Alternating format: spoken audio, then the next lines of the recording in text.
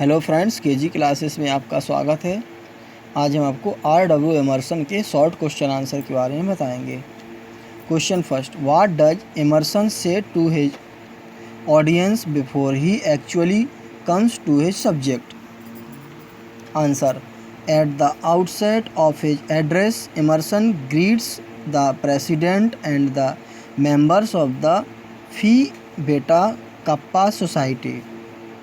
He tells them that they have not gathered to display games of strength or skill or for the recitation of histories, tragedies or odes like the ancient Greeks. They have assembled for some other purpose. He tells that the time has come when the sluggard intellect of the continent will look from under its iron lids and fill the postponed expectation of the world with something better than the exertion of mechanical skill.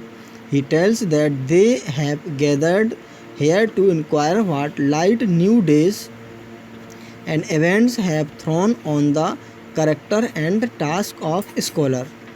Next question, what does Emerson say about the division of man into man? Answer, Emerson tells that according to the fables, God divided man into man rights in the beginning of creation so that man might be more helpful to himself, just as the hand was divided into fingers according to the old level. There is one man. What this one man performs various duties in different roles. Man is a priest, a scholar, a statesman, a producer or a soldier. In the divided social state, these functions are parceled out to individuals, each of whom aims to do his stint of the joint work, whilst each other performs his. The implication is that the individual to passes himself must sometimes return from his own labor to embrace all the labors. But unfortunately, the one man is subdivided into many individuals. Question third, what has been the ill effect of the division of man? Answer, the ill effect of the division of man has been that the individual has been turned into many things that cannot be reunited into one whole.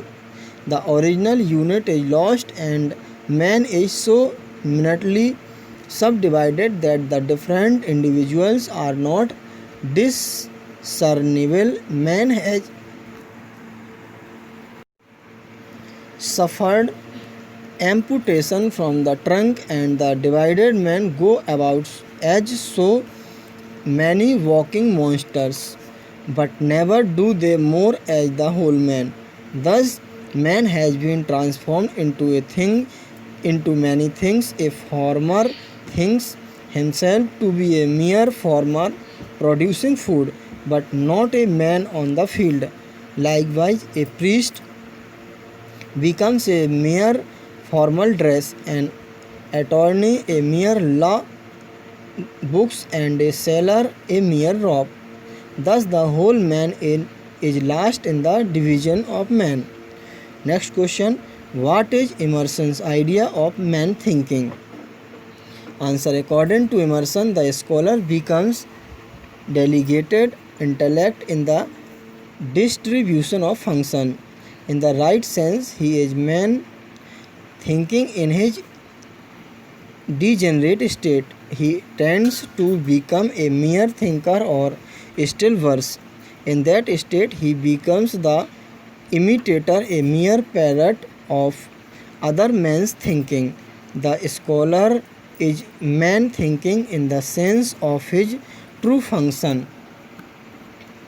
He has to be an original thinker. The true scholar is the only true master of all things, but often he goes wrong and fails to understand his real nature, and so he forfeits his privileges as the true master of all things. It was in keeping with the true function of the scholar that Emerson published this address, initially as man thinking. Next question: what is the influence of nature on the scholar? Answer: among the three influences on the mind of the scholar, that of nature is the most important. The scholar is immensely influenced by the phenomena of nature. He is attracted by the sun that shines and sets, the winds that blows, and the grass that grows. The scholar is able to see the mysterious continuity of the web of God. His mind is able to find how to join two things and see in them one nature.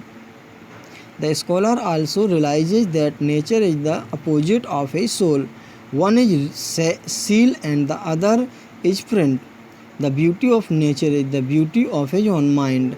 Nature becomes to him the measure of his own attainments.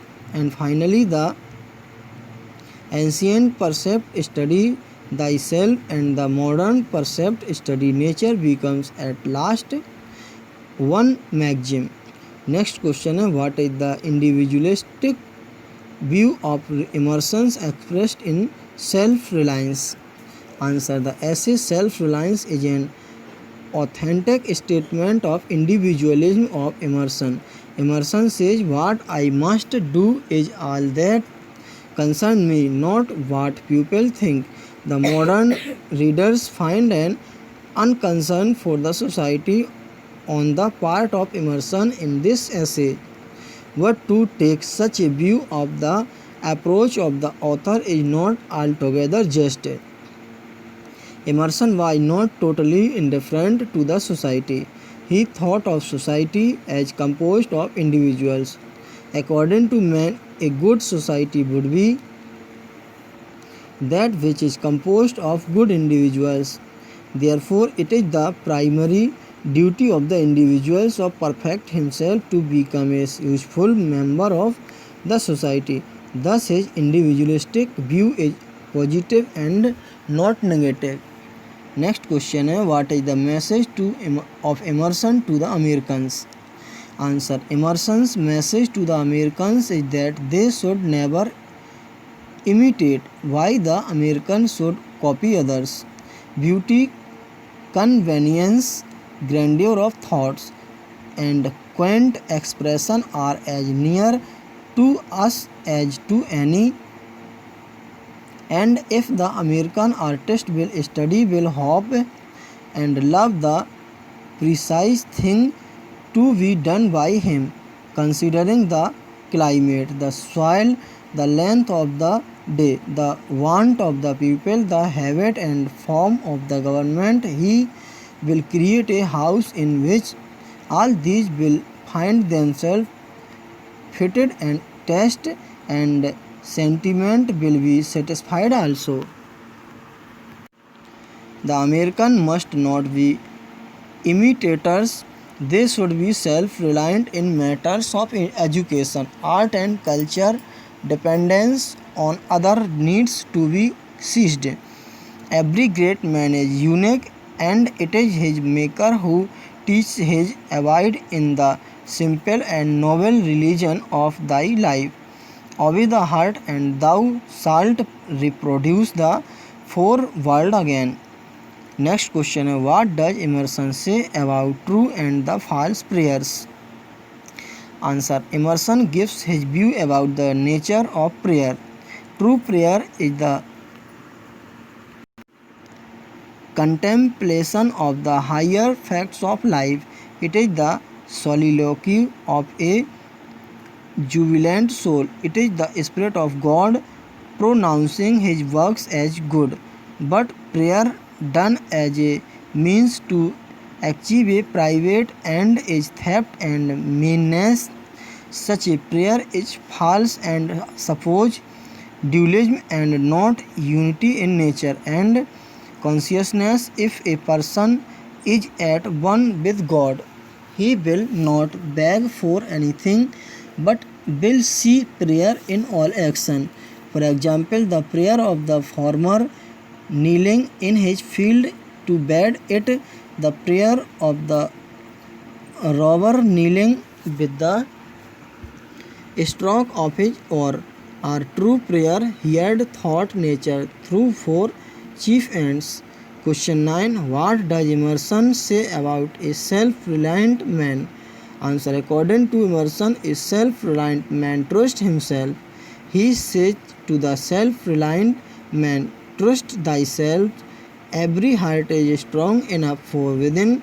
Every person must accept the place that God has allotted him. He must also accept the society of his contemporaries despite its weaknesses. He must also accept the course of events that happen on their own. Great men have always acted this way, and they have confided themselves to the genius of their age. They have always realized that God resides in their hearts and that He works through them. He also expresses Himself in their action and in their whole personality. Such men are the self-reliant men in the real sense of the term.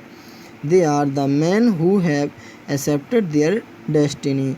They are afraid of nothing and act with courage and determination. Question 10. How is a self-reliant man a non-conformist? Answer. A self-reliant man is non-conformist. He does not conform to anybody, but he makes others conform to him. He does not care for the opinion of others, nor is he afraid to contradict himself if he is convinced that a different opinion must be expressed. Emerson says that society is a joint stock company. Society does not recommend self-reliance. It recognizes conformity to rules and customs, but a real man should be a non-conformist, but what he is required to conform is goodness. Nothing is scared except the integrity of one's own mind. No law can be sacred except the laws of one's own nature. The only right act is what is done according to one's conscience. A self-reliant man acts according to his conscience. Thanks. Best of luck.